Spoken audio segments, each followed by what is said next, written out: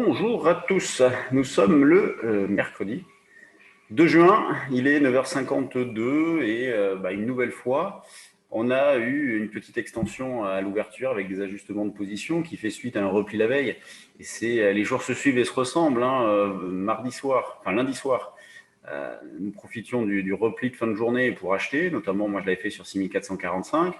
On a profité de la reprise du lendemain pour faire l'écart, et là ce matin pareil, puisqu'on a proposé un achat sur 6475, proposé et réalisé un achat à 6475, qu'on a pu sortir sur l'extension du matin, et moi j'ai vendu à 6508,5. Donc au moins j'ai cette satisfaction-là.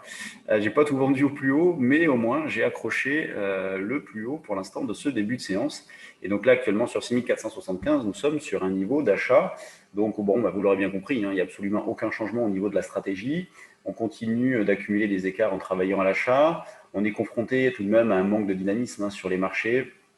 On passe beaucoup de temps à ne pas faire grand-chose. Les mouvements se font en ligne droite. On a des marchés qui sont très algorithmés. Vous voyez, on le voit, mardi, la hausse s'est faite en ligne droite. Le repli de l'après-midi se fait en ligne droite. Il n'y a pas de dynamisme. On n'a pas les replis, les rebonds derrière pour recommencer. Donc, tout se fait en ligne droite, à l'image de ce qu'on a eu à l'ouverture ce matin. Hausse en ligne droite, baisse en ligne droite, et là, on est revenu à la case départ. Donc, ce n'est pas non plus une phase extraordinaire à travailler, mais tout de même, on arrive quand même à faire de belles choses. Là, moi, j'ai donc acheté à 6475 et je suis placé à 91,5 et à 6508. Le DAX, lui, pas mal bougé aussi ce matin, puisqu'on a tenu sur le niveau d'intervention proche. Nous, hier, on proposait sur le trade du jour un achat vers 15 550. On a fait 53 au plus bas, donc on a pu éventuellement acheter. Alors, c'est pareil, le niveau d'achat est validé, mais il est atteint à 17h30, donc c'est quand même particulier. Je peux comprendre qu'on ne le fasse pas pour ceux qui ne souhaitent pas conserver des positions pendant la nuit, et donc on a eu donc un mouvement déjà ce matin, même deux mouvements, hausse et baisse derrière, retour à la caisse départ, d'où le message qu'on a envoyé là aussi, 15 550 reste une zone d'achat proche pour viser 600, 625, 645, jusqu'à pourquoi pas 680. L'eurodoll, il n'y a pas grand-chose à signaler, on va passer vite. Il ne se passe rien, pas de tendance, enfin tendance haussière sur le fond, mais on a vraiment une tendance hausse-baisse dans les mouvements. À 21,80, 60, 60, 80, c'est la zone d'intervention proche. On passe rapidement aux actions. Hop, je change d'environnement. Voilà. Donc en ce qui concerne les actions, c'est toujours la même chose aussi.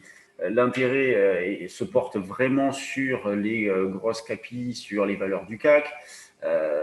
Pour le reste, c'est vraiment très calme. Il y a rarement des relais. C'est ça qui rend la période particulière sur les actions. La plus forte hausse, c'est Total. D'ailleurs, hier, dans le flash de clôture envoyé à nos abonnés, dès qu'on avait un regain d'intérêt sur les valeurs pétrolières, on l'a clairement vu hier. Total, Technip, Morel, je crois, prenait 5%. En Allemagne, c'était le secteur automobile qui a dopé le DAX. Donc un set de hausse sur Total. Vous avez Airbus qui est pas mal orienté aussi. Air Liquide, L'Oréal fait rien. Le CAC, vous voyez, à l'équilibre, 6487 points. Il y a 7 points d'écart entre le cash et le futur. Il reste encore un petit peu de dividendes. Et regardez le volume, 289 millions à quasiment 10 heures. C'est misérable. Hier, on a fait combien à peine 2,5 milliards. On est vraiment sur des volumes très faibles, ce qui montre bien que la plupart des acteurs, je parle des gros acteurs, ne font vraiment pas grand-chose. Sanofi en sous-performance, c'est pas terrible. LVMH en petit repli, c'est pas méchant, on voit qu'elle a du mal, elle piétine depuis 2-3 jours, mais bon, c'est rien de bien méchant. Dans les volumes, dans les screeners, il y a un petit peu d'activité, mais comme je disais tout à l'heure, les relais sont laborieux. On a celle-ci qui est pas mal, Dolphin, dans les énergies renouvelables, c'est pas mal. Cenova, Adocia, donc bon, vous voyez, Adocia, là, il y a eu une alerte volumière avec un déclenchement dessus des 9, elle confirme, mais pour une qui confirme, vous en avez 5 qui vont nulle part, c'est ce qui est dommage. À l'image de Nakon, vous voyez, Nakon qui a fait un démarrage ici, va taper les 7, elle se heurte à la première résistance un petit peu sérieuse, la zone des 7, 7, 10, et puis depuis, violent retour en arrière. En violent retour en arrière, vous avez Eurofin aussi, c'est quand même particulier. Eurofin, elle est plutôt pas mal. Là, il y a une annonce, me semble-t-il, et puis derrière, pom, allez, elle se casse la figure. Bon, elle valide un double top. C'est sûr que d'un point de vue graphique, il il n'y avait aucune raison d'en acheter par là. Mais double top parfait, et puis retour en arrière, et des retours en arrière qui sont très violents. Elle perd 4 hier, elle perd 3 et quelques aujourd'hui. Donc, c'est vraiment violent. On voit bien le manque de conviction, vraiment de l'opportunisme. Pas de relais. Pas de relais sur les actions, sur les mid et small, du relais sur les grosses et du relais, donc, par conséquent, sur les indices aussi, hein, qui n'arrêtent pas de monter. Allez, je vous laisse. Bon, on se retrouve ce soir, hein, présentation de nos services, de nos formations. Donc, c'est gratuit, ouvert à tous, en ligne, à 20h. C'est moi qui présenterai. Donc, si vous avez de l'intérêt, n'hésitez pas.